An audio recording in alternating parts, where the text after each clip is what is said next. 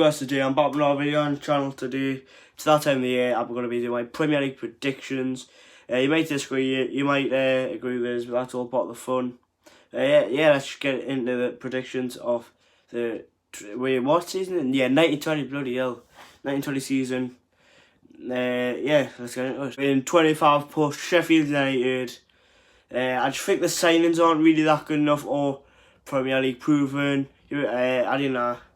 I just think, right, from 19th to about 16th or 15th, it's going to be really tight. But I don't see Sheffield United competing with any of the teams from 9th to 16th. So bottom of the league bottom of the table for me will be Sheffield United. So as I've just said, between 19th and 15th, these are going to be really tight all season. Both of them will just differ up and down the table. But 19th, I've got Burnley to go down. There's no Tom Heaton. And last season, when they were losing games, they didn't have Tom Heaton. He came back in the side and started winning games against Brighton when they won 3-1 away. He was a massive part of that. He won them the game. And there's just better teams around them, but I reckon this will be really tight as well. But in 18th, I've got Norwich City. Is it Norwich City? I don't know. Just the style of football just won't work in the Premier League. They do fancy passing like Man City, but when they do play Man City, it just won't work well. They play just Arsenal and that just won't work. But as I said, between 19th and 15th, these teams will just be going up and down the table, switching places all the time. In 17th, just escaping relegation, is going to be Brighton Hove Albion. If I recorded this time yesterday, because it's now Thursday night, if I record this time yesterday, I would have probably had them to go down and Norwich to stay up. But because they've signed Aaron Whiteley, which is a massive signing by Huddersfield, fair play to Brighton. As I said, the last year will be tight, but fair play to Brighton for signing Aaron Whiteley. In 16th, I've got my boys Newcastle. I've put 16th, I think, between Norwich, Brighton, Newcastle. It'll come down to the last day for them teams to stay up. I reckon Newcastle and Brighton obviously will. Norwich should go down the last day. Brighton, Newcastle stay up on the last day. If I predicted this a couple of weeks before, I would have had Newcastle probably finish 20th. Because we've got Steve Bruce. But we've signed Joelinton. Xbox notification. Signed Joelinton, St. Maximum, Willems. Some Swedish right back. I forgot his name. Hopefully he can turn it into that Fabian Shaw. Let's go wait and see. And also, about 5 minutes before the deadline, we've signed Andy Carroll as a free agent. That's an amazing signing. I think I love Andy Carroll. On my career mode on here on FIFA, I've signed him. I've started a bit. This is out of context, but I don't really care. Started a Burnley career. Obviously, I had Peter Crouch up top. Guess who I signed? It's Andy Carroll. That was deadly. Andy Carroll and Peter Crouch. I don't know why I'm going on about that when it's a prediction video, but I said it'll be very tight on the last day. And then 15th will be in one of those teams to differ around this area, Aston Villa. John Terry, he's a very good coach.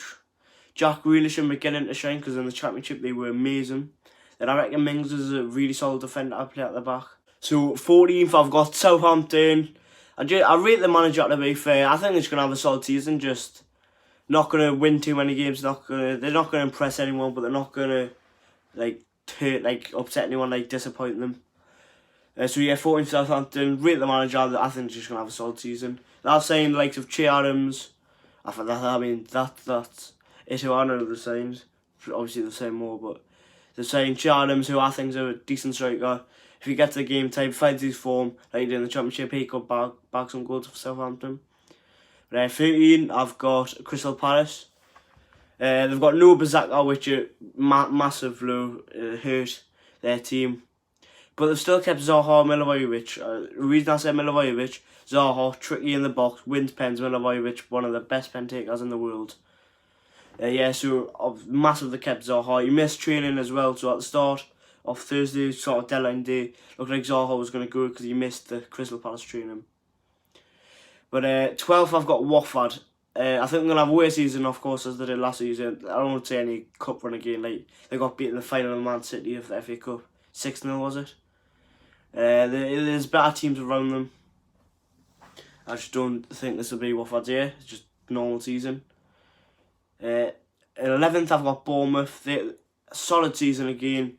Eddie Howe is a solid manager. I love Eddie Howe. Like, when we sacked, well, we didn't sack. Allardyce left. I wanted Eddie Howe to come in charge of England.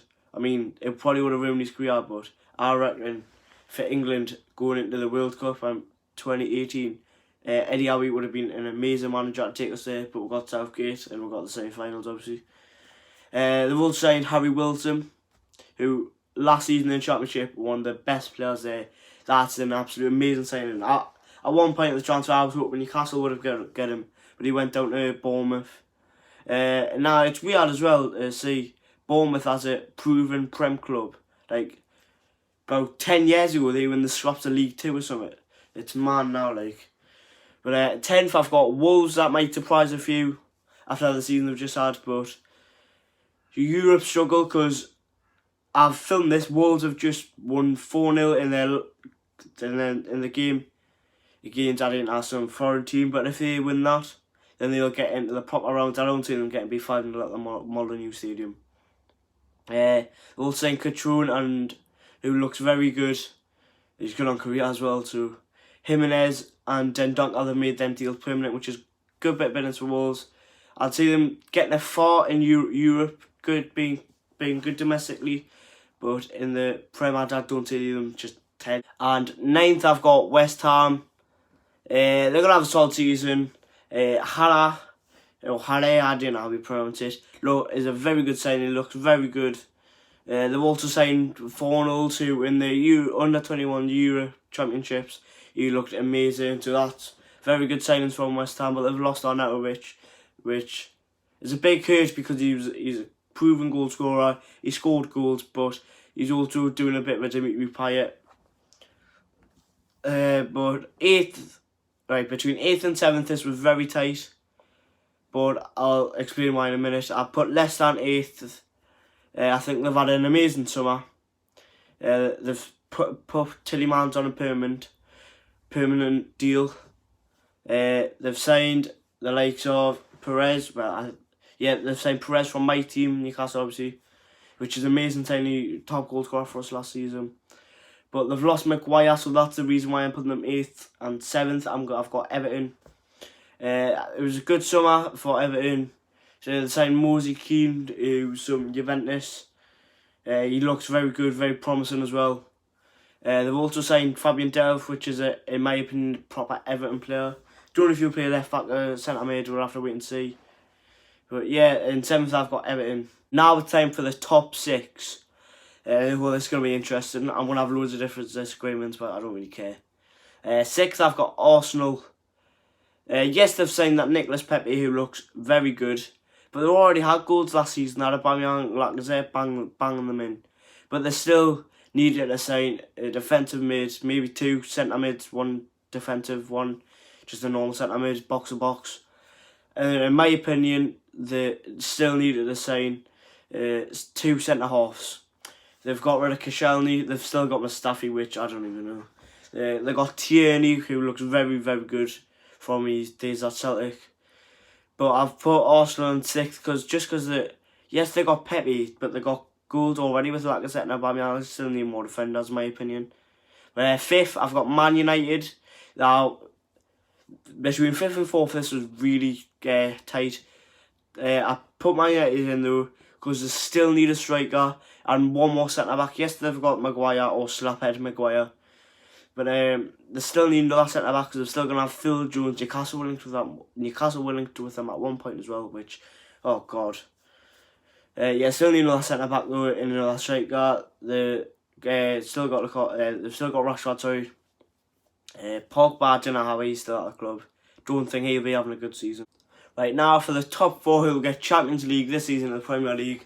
4th, I've got Chelsea. I've just put them above Man United. This will surprise people because we've had the transfer ban. They've lost Hazard. But I do rate Lampard. He was very good at Derby last season. Got them to playoff final. Obviously got beat. But their youth system though, this is a good, I think, for all the youth players. They'll be happy they've got a transfer ban. Especially Mason Mount. Even some loonies, Michi Batshuayi, Ampadario, I think that's how you pronounce it, the Welsh centre-back. Tammy Abraham will get a chance as well. They've also got Christian Pulisic, who they signed in before the transfer ban, but sent him back on loan. That'll be like a new signing. They've also made Kovacic's loan permanent. But their youth system, I do think they will get top 4.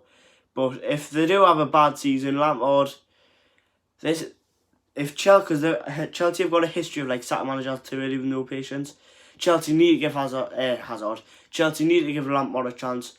He's walked into a state of a club with no money to spend whatsoever. No Hazard. I think he still needs to be given a chance. But third, I've got Tottenham. I mean, that predicts that because you probably know what the top 2 will be, but not what order that'll be. Yeah, third, I've got Tottenham. They've had a very good summer. Well, saying Ndombele. They've also had this will be their first full year at the new stadium, so there'll be no interruptions. If Harry Kane can stay fit, that'll be amazing. At the last couple of hours of transfer deadline day, they were linked with Coutinho and it was mad. They were linked with loads of players. But yeah, now it's time for the top 2, which will be very interesting. Right now, it's time for who I think will win the league and who will come second runners up. Second, I've got Man City. Now, let us explain before y'all put them comments down below. In the FA, what was it? FA Vase? No, not the FA Vase. The FA Community Shield, that's what it was. Rodri was really shaky. He's meant to be like playing instead of Fernandinho. Fernandinho might even push up the centre back. But Rodri was very shaky. He was taking loads of time on the ball. Got caught a couple of times. Centre mids, CDMs, supposed to get it, release early, win loads of crucial tackles. But Rodri just didn't look like a decent defensive mid, and that's where Guardiola was playing him. I think will focus on the Champions League this season because obviously they got knocked out by Tottenham last season. Really good game, one of the best games of the season. But I do think they'll focus more on the Champions League this season. Aguero's getting older, no company. They still need another centre-half in the transfer window. They've signed João Cancelo from Juve, which is an amazing signing. So that might take water going to centre-half, but they need a top-quality centre-half, maybe like the likes of Barzagli, Chiellini. So someone like that with loads of experience to win Champions League as well. They haven't won maybe someone like Varane, Ramos. We need someone of that quality. And I've got Liverpool win the league because they'll be obviously very confident after the Champions League win. They got beat on pens in the FA Shield. Obviously, it was friendly. They were playing a really left wing lad, No Mane, who was Liverpool's best player last season. I mean, if he was fit, he could have made a difference on a Sunday. Van Dijk was actually drilled past for the first time since March 2018, which will put less pressure on him to not get drilled past for that stat. He'll just be garnering challenges, just winning everything in my opinion. But yeah, them are my 2019 to 20 Premier League positions. I'm sure a lot of you disagree with those.